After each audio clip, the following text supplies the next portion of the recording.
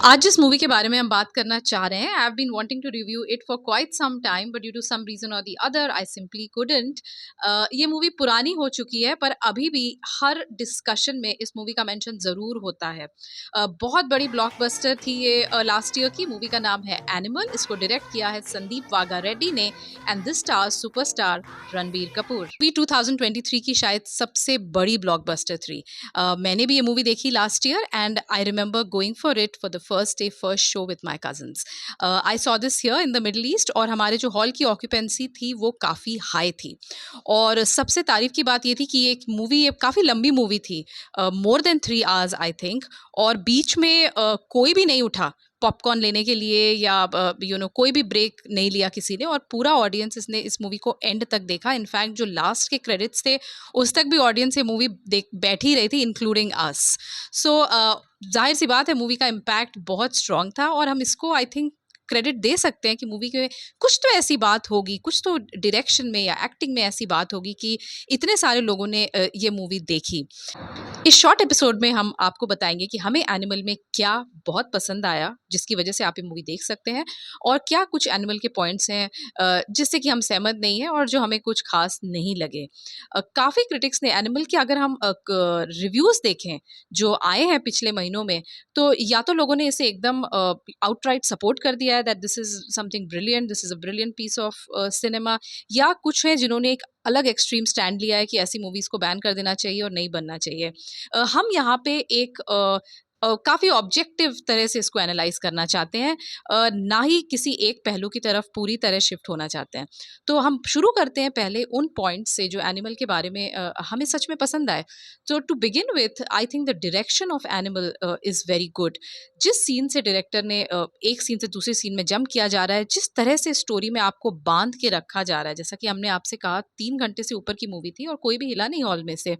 तो I think उनकी जो डायरेक्शन में, कहीं तो संदीप वांगा रेड्डी की डायरेक्शन में स्ट्रेंथ है कि उनको पता है ऑडियंस का अटेंशन कैसे होल्ड करना है।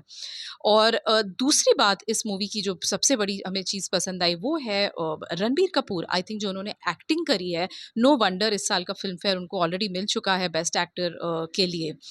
थर्ड थिंग इज, जिस वे में उन्होंने उनका जो लीड एक्टर, जो प्रोटैगनिस्ट है रणबीर कपूर, जिस तरह से उनके डिफरेंट फेसेस को डिफरेंट लुक्स की तरह की तरफ से एक्सप्लॉइट किया है। सो आई थिंक जो भी कॉस्ट्यूम डिज़ाइनर हैं और जिन्होंने भी लुक्स डिज़ाइन किए हैं, उनकी तरफ भी एक मेंशन जाता है। Because if you look at Ranbir's appearances, जिस किरदार में जब वो यंग हैं उनके जो लुक हैं वर्सेस जब वो मैच्योर हो जाते हैं, और जो थर्ड सेगमेंट में उनका लुक है, तीनों के ही लुक बहुत अच्छे हैं। Similarly for even Bobby Deol. चौथी बात से, एनिमल का जो म्यूजिक था मूवी का, वो भी अपने आप में काफ़ी बढ़िया था, and I think that was something which was unanimously appreciated by everyone.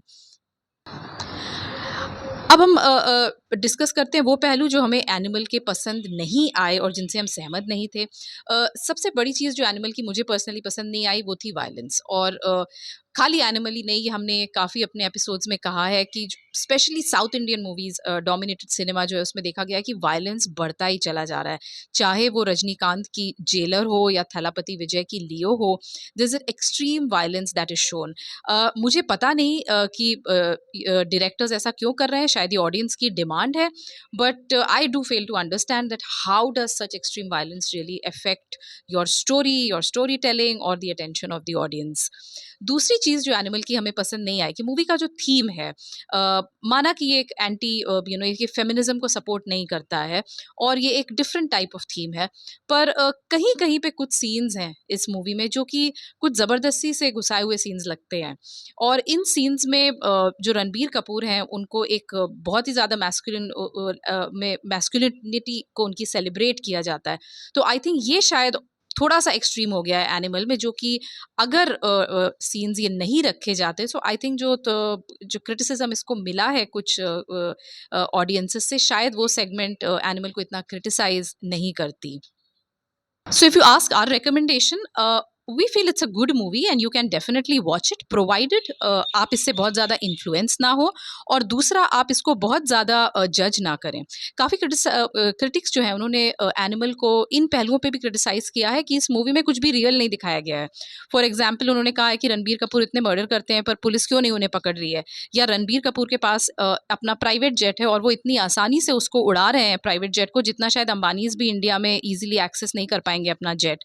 तो इन पहलुओं के लिए हम ये कहना चाहेंगे कि the movie clearly says that it is a work of fiction. और जैसे कि हम आयरन मैन देखते हैं या सुपरमैन देखते हैं या स्पाइडरमैन देखते हैं, तो हमें पता होता है कि ये एक क्रिएटिव वर्क है, and you know Spiderman doesn't exist. So I think if you look at it in a similar light, ये छोटे छोटे पहलुओं पे एनिमल को क्रिटिसाइज करना आई डोंट थिंक बनता है। So it's a good movie, you can watch it, and I think it's still playing on Netflix, and I was just checking it the other day, it's also trending on Netflix.